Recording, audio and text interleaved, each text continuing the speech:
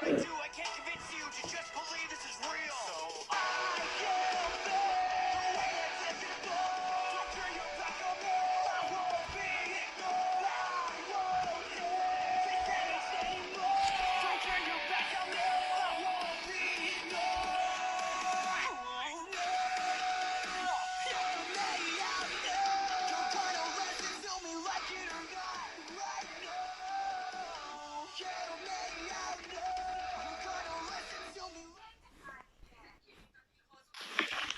Good evening, everyone.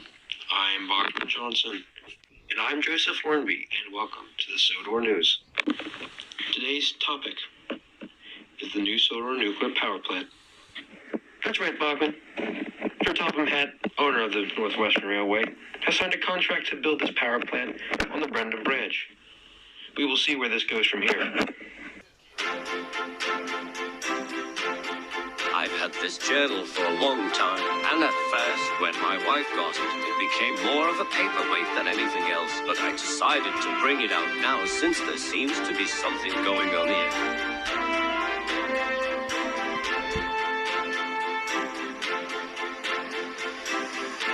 Recently, Topham signed an agreement for this new nuclear power plant the government is building on the Brendan Branch between the docks and Sudbury. Of all the places they could have put it, they had to put it near the most beautiful line, in my opinion.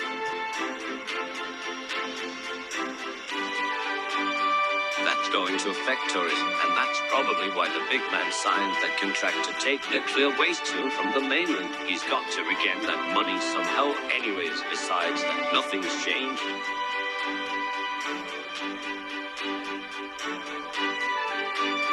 What else? Edward's doing fine, and he's got a similar opinion to me on the power plant. He said it's going to be an eyesore, but he does like the idea of doing more work.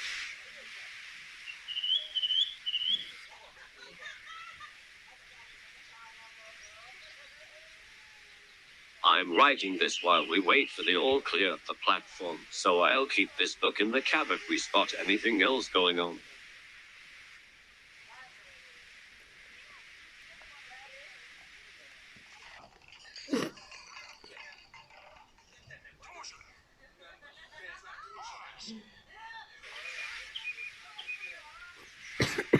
God damn it, I knew this would happen. The power plant exploded. We were at Wellsworth when it happened. We heard a loud explosion. The sky went red, and this huge cloud was visible in the distance. Sydney and I knew exactly where that came from, and we knew that we had to leave.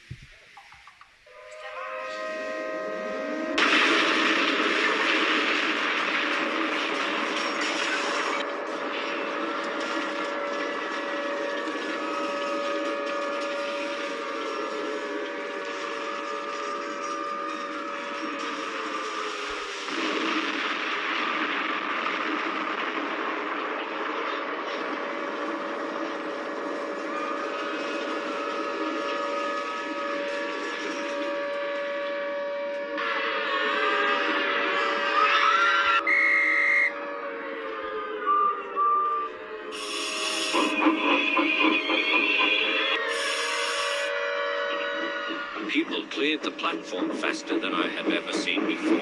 We knew the shockwave would be coming fast, so we didn't need to wait for an all clear. We released the brakes, hit the regulator, and pulled on the whistle for dear life, hoping that Cedric was still in the signal box to set the point.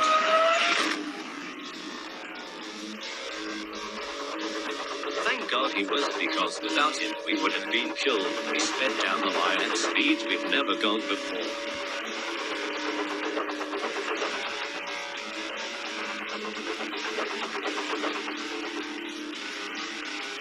Past Donald, who was heading the opposite way, pulling so good. We found out later that he didn't make it out alive. Neither did William or Colin in his head.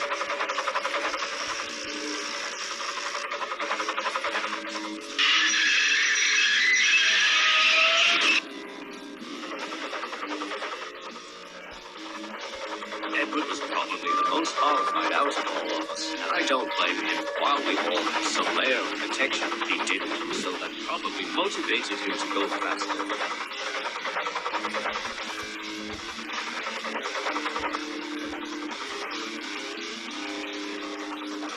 We shot passed across me. That's when the shockwave hit us, and it was strong. It caused the glass in the coaches to shatter and rock them side to side. Every pony truck also derailed on the point because of it. But those things didn't stop us. We could feel the heat rise, but it didn't stop until we got to Medford.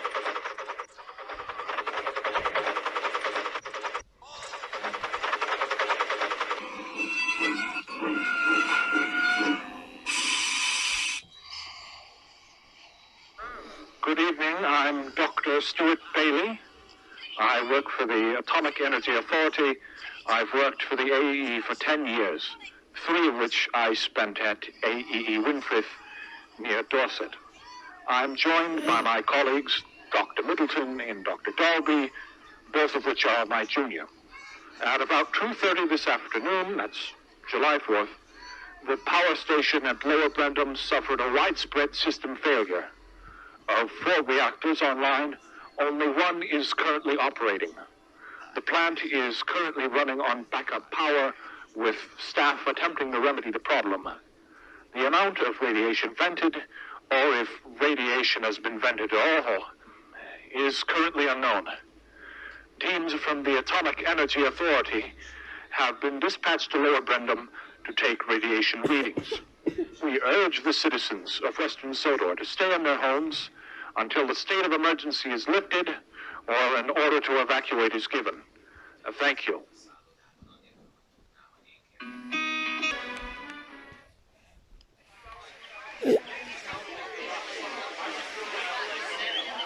The next morning, a crowd of people forced their way out of the ticket office next to us to raid MC1 to get some food to eat. Something got to them during the night. We heard them screaming in fear, and they didn't get back to the room. We covered all the windows with drapes and blankets so that we didn't get hurt if something else happened, like another explosion. I really hope they're okay.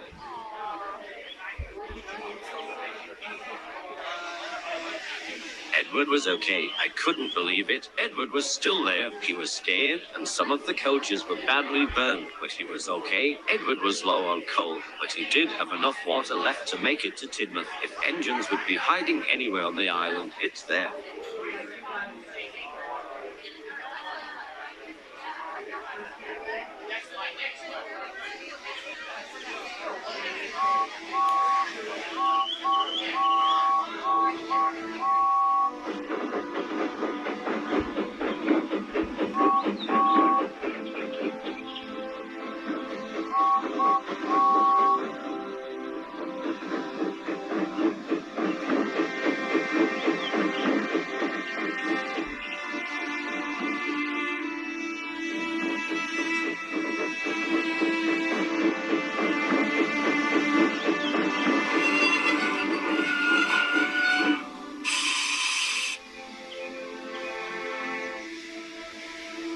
We were shocked to see James pull up to the station with empty coaches. He seemed pretty pent up about something. Since he was taking his anger out on Edward, we didn't know what was going on in his mind at the time, but Joseph told me they left half of their train at the platform instead of getting them all aboard before the blast hit them. But by the way he was acting, James definitely saw something the rest of us didn't.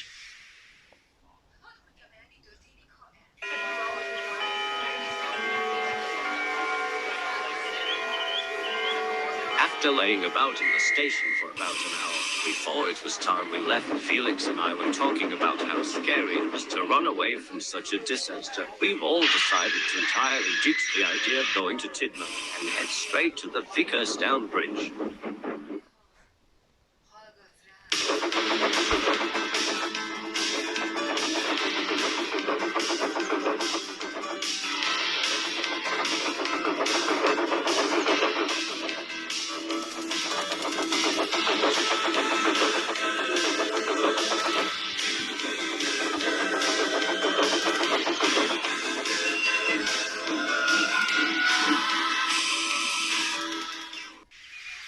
While we were heading down the line, Edward had to stop for water. Felix made sure James didn't slow down and shot right past us, hoping to get across to the mainland. However, they went on the wrong line and went straight to Sudbury. I haven't seen them since.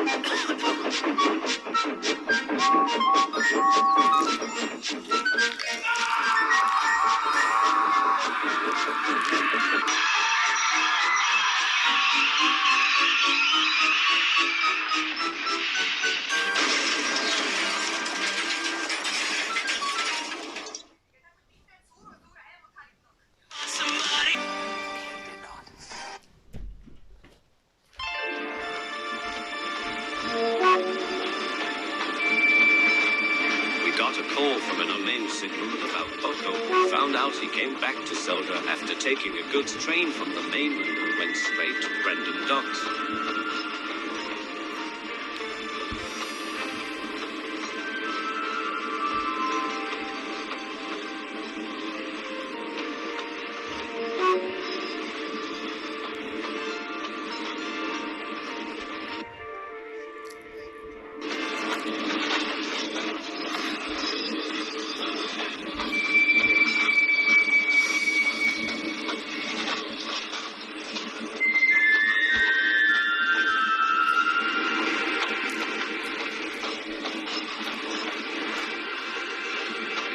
Nobody told Frank and Marshall about the power plant, so they drove him straight into the contaminated area. I've been told they haven't come out of there alive.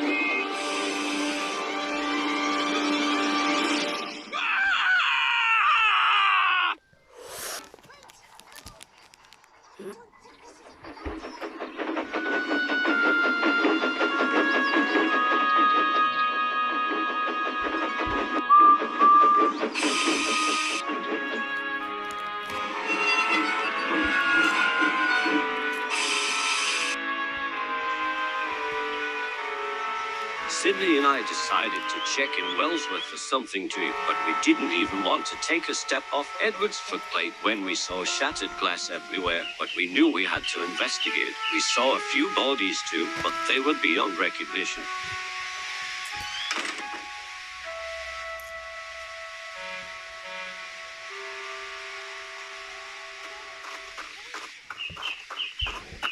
After failing to find survivors at Wellsworth Station, I decided to go into the village and attempt to find any more scared souls who had survived this nightmare. Sydney, on the other hand, stayed with Edward and kept him company.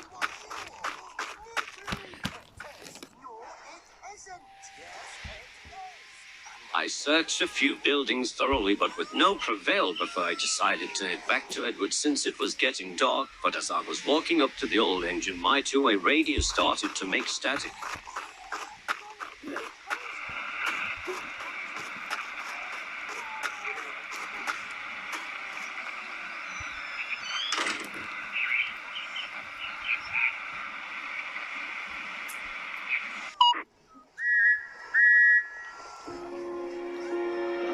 Got a call from Jim Cole on my two-way radio. He took shelter in a bunker underneath his house that he had built a few years ago. His wife and daughter were okay too. Poor Trevor, though the blast got him bad. Jem had his rifle on him and put the traction engine out of his misery. Edward broke down in tears when I told him the news.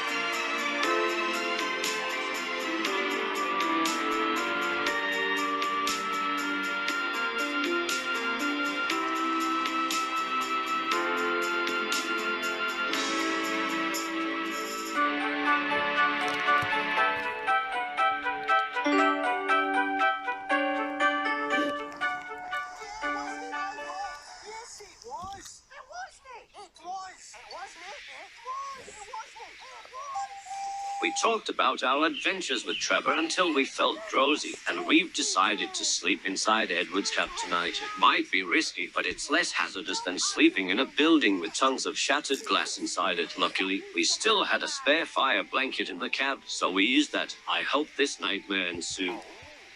What's happening?